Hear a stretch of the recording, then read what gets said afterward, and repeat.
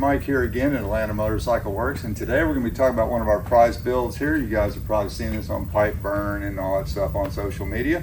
Real proud of this bike. So this is a 71 H1B. This bike came to us completely disassembled in 8 different cartons and a rusty old frame.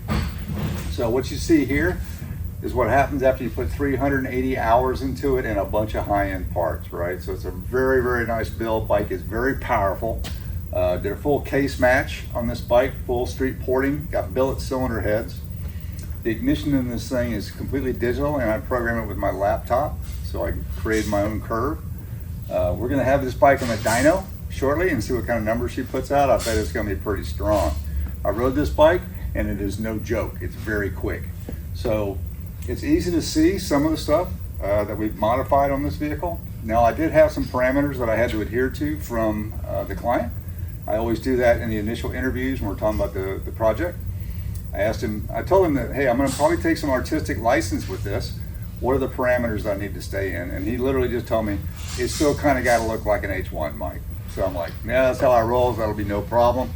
That's why I went with the conventional fork instead of upside downs. Not a huge fan of upside downs on vintage bikes. It does a lot of stress on the steering stem, but this is off of a 96 Gixxer, so 45 millimeter tubes. They're huge, but it did give me these really nice super bike brakes. This bike will stop one finger and it's very strong.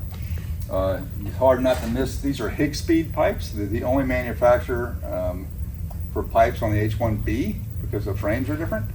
They work out really good with the porting package. We're running a 17-inch XL up front, running an 18-inch polished XL in the back. Now this, I lost an inch of height with this, so it's hard to see, but we'll get you on a B-roll here. I built a spacer to go underneath the steering stem bearing to raise the bike up an inch so I didn't lose my geometry. So on the back, we're running one of our faves. These are the Icon dollar rides. So you have a ramp mechanism for increasing your preload on your spring. As you do that, you can adjust your rebound dampening here to compensate for the extra tension. 34 millimeter VMs. I had to make a custom adapter to get these carbs in. I had to shoehorn them in. They barely fit. Little tiny air breathers. This bike is a premix only. No oil injection. These H1s run a lot better on premix than they do oil injection. We've got a steering damper on the bike. I don't know if it really needs it, but hey, it's good. The frame on this bike is completely gusseted. There are about 22 gussets on this chassis. The swing arm itself, we built a trellised swing arm. It's very similar looking to like a ZRX 1200 Kawasaki. Takes all the flex out of the swing arm and it looks period correct. Like you could build that in 71 if you actually knew it. So really nice motorcycle. The color, believe it or not, that's a factory color, but we did it in pearl just to give it a little extra pop. Really nice bike. It's all digital. Like all the builds we do here, this one actually has the X21 digital control system in the bike. Now we have the X3s, but at the time this bike was built, they didn't exist yet. So really nice bike. The customer was ecstatic when he saw it, and he'll be picking it up shortly. So we thought we'd take this opportunity to show you guys what this is all about. If you have any questions about this build, please feel free to just get into the comments on the post and I'll try to answer your questions. Okay, as we mentioned before in the overall on the video, here's your trellis that we built on the swing arm. So this takes out all the flex out of the swing arm without making it look like it's not vintage correct, okay? Okay, so here we have the Icon dial rides. Okay, as you can see, there's a rebound dampening adjustment at the top of the shock. It has a ramp preload adjuster for your spring. So as you tighten the spring preload, you increase your rebound dampening. This keeps the bike from doing the pogo on you. Okay, so these are the adapters we use to be able to shoehorn these VM34s in here.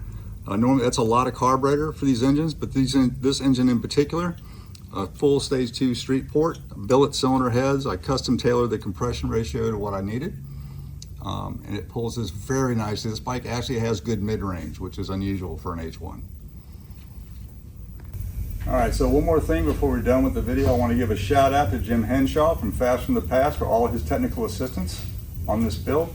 Really appreciate it. If you need anything for your H1s or your H2s, you need to call Jim Henshaw and he'll hook you up from Fast from the Past. Thanks, Jim.